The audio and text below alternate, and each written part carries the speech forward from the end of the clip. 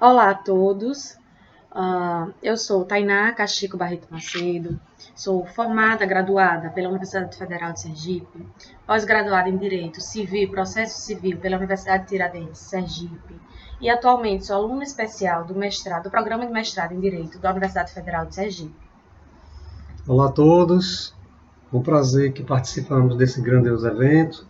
Meu nome é José Eduardo de Santana Macedo, sou graduado em Direito pela Universidade Federal de Sergipe, o mestrado em Direito Constitucional pela Universidade Federal do Ceará e atualmente doutorando no programa de pós-graduação em Direito Político e Econômico da Universidade Presbiteriana Mackenzie, em São Paulo. O tema do nosso artigo foi intitulado como A Participação Social como forma de consolidação da democracia no Estado Democrático de Direito.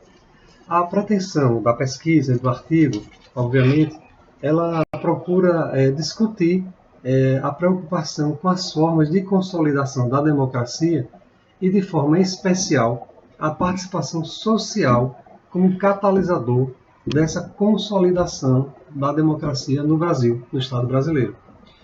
A partir do conceito de democracia e também das suas formas de serem praticadas, vislumbra-se que o surgimento das questões de representatividades estão atreladas à necessidade de se garantir, por parte do governo ou dos governantes, o reconhecimento de direitos e garantias fundamentais da cidadania. É o que o Bobbio definiu como sendo uma manifestação algo que vai além do simples exercício da liberdade pessoal. Por quê? Porque já se compreende aqui o direito de eleger e de ser eleito, obviamente, e de votar e de ser votado. O fato é que, a despeito de vários autores alardearem a falência do sistema representativo e invocarem a imediata retomada da democracia direta, outros autores, nos quais também nos filiamos, defendem o fortalecimento da democracia mantendo o sistema representativo, mas aí com viés diferenciado, ou seja, atrelado a formas ativas de participação social. Não basta votar e ser votado. Com isso, se justifica, obviamente, a democracia representativa. Pensamos e refletimos que a supressão pura e simples do sistema representativo, como advogam alguns autores, remeteria a democracia a uma situação insustentável e também inviável no atual contexto brasileiro, seja por conta das dimensões geográficas, o país que é um continente quase, seja por conta da sua densidade populacional. Aqui buscamos também a visão de Habermas, onde ele trabalha informando que a democracia participativa, que ele denomina de política deliberativa, ela se propõe ao fortalecimento do diálogo entre o Estado e a sociedade, mas tem um viés, através da articulação procedimental de instâncias de representação com os mecanismos de participação social em arenas públicas. Na conjuntura proposta na época lá por Habermas, obviamente que não se encontra aplicabilidade no contexto atual. Segundo Bobbio, a pretensão da democracia ela está focada para funcionar como se fosse um catalisador, propiciando o diálogo e a conversação entre a sociedade e o Estado. E se ampliarmos a compreensão do processo democrático, temos que levar em consideração a pluralidade das formas de vida e da relação social.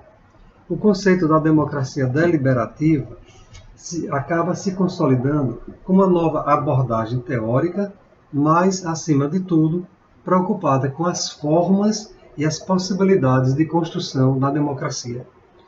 Pela pertinência do tema, nós buscamos as reflexões de Alois Reitzer, que é um autor também nacional brasileiro, na concepção decisionística do termo, obviamente, cujas origens vêm lá de Rousseau e prevaleceu por mais de 2 séculos, e se ampara na ideia de um processo de discussão e avaliação no qual os diferentes aspectos de uma determinada proposta hão que ser considerados e sopesados. Também defende-se no artigo a ideia que, quanto maior a liberdade de decisão de um povo, maior será o seu potencial de desenvolvimento econômico. Aqui o paradigma ou paralelo que se faz num breve cotejo é em relação ao país altamente concentrado, ou seja, sem alternativas de liberdade. Então, quanto menor é o grau de liberdade, também economicamente o país não se desenvolve. Então, a pertinência também na participação social, no sistema de democracia representativa, lega essa compreensão de abrangência e de amplitude do desenvolvimento econômico atrelado à ideia da liberdade. Já José Afonso da Silva, que é também um autor pátrio, ele esclarece que a democracia, como realização de valores, de convivência humana, é um conceito mais abrangente do que o Estado de Direito. E justificamos. Por quê? Porque quando se fala em valores, se fala em igualdade, liberdade e dignidade da pessoa. Então, a sua abrangência é bem maior, obviamente, do que o Estado de Direito. No caso brasileiro, na década de 1980, os movimentos da sociedade fomentaram um momento de abertura política, ou seja, não bastou votar e ser votado. Foi preciso também que os movimentos sociais provocassem a abertura política e a retomada da democracia. Mesmo com as limitações do regime democrático representativo, se buscou lufadas, rajadas nos referenciais teóricos de uma democracia participativa ou de uma democracia deliberativa, a fim de contribuir para com os novos anseios que começavam a surgir já a partir da década de 80. E, dando continuidade já na mencionada década de 80, nós temos que em 1998 surgiu a Constituição Federal, que até hoje é vigente. Denominamos como Constituição Cidadã, como Carta Magna.